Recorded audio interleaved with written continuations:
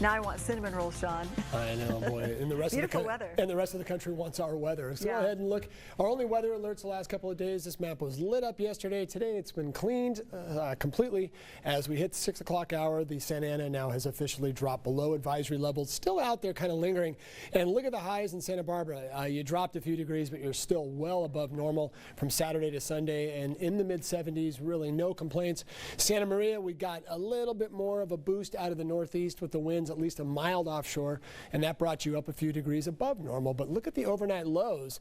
That's also telling of the type of air mass we're dealing with. It's so dry that at night everything cools off. We get the radiation of the energy right back into space, and it's like a desert climate. So it's staying very cool at night, and widespread 60s, a few 70s out there. North of Point Conception coming up as well toward those upper 60s, and even a few 70s popping up. Currently seeing widespread 50s, but a few 60s are still lingering out there.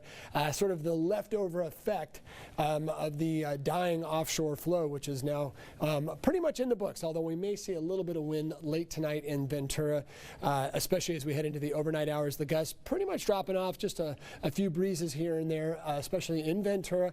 And here's a really telling map. When you look at the humidity values, these are desert levels. I mean, literally, it is so dry out there, and a little bit of a concern because, of course, we need to get some moisture into the atmosphere around the region. This is literally pulling it out of anything that is alive, any of the produce we grow out there, and a lot of our foliage.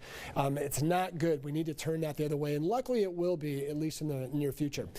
Big storm system rolling into the west. That's giving us the mild to moderately warm conditions. Now, as we get a little closer, we'll hold on to that as we start March, still under the effects of the dying Santa Ana, so mild, breezy conditions. But then next week, as we go toward Tuesday and Wednesday, things get interesting. So a slight chance of rain shows up Tuesday and Wednesday, and then possibly beyond that, there's another situation where we might get more sprinkles, and they're both a little bit odd. Now watch this right here. I'm going to step out of the way and watch the low just to your left of your screen. It's going to kind of run past us. Now watch what it does right there as it heads toward the bottom of the screen.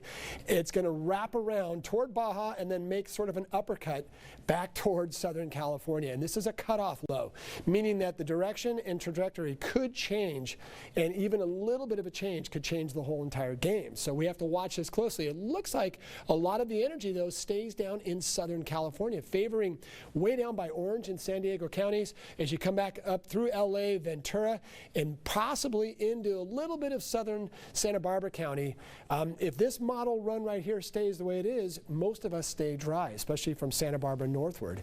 If it changes a little bit, as I mentioned, then that could be something that could throw the whole thing either completely back out into the ocean or way to our south, or if it turns a little bit sooner, we could actually see more widespread rain. So, in other words, we need to watch it closely through about Tuesday. This thing it's cut off, so which means it's very difficult to tell where exactly it will end up. So the computer favoring areas south of Point Conception and down into Southern California, and even that is minor amounts. So we'll watch it closely.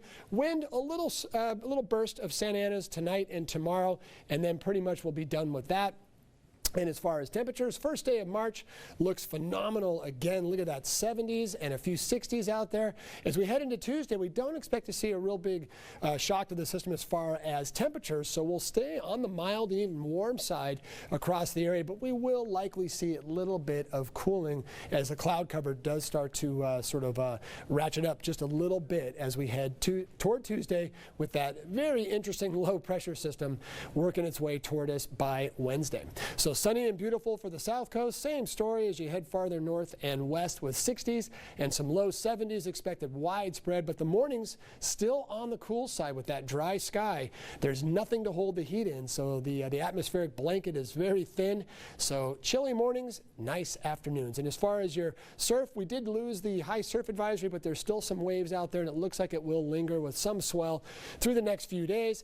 And there it is, a nice forecast. The chance for rain, especially the farther south you go, will be the story through about Tuesday, Wednesday, and then maybe another chance showing up next weekend. So Ventura, best chances on Wednesday, and that will be for you. And then as you head farther north, not so much, but maybe another chance coming on the back end of our 7-day. Tracy?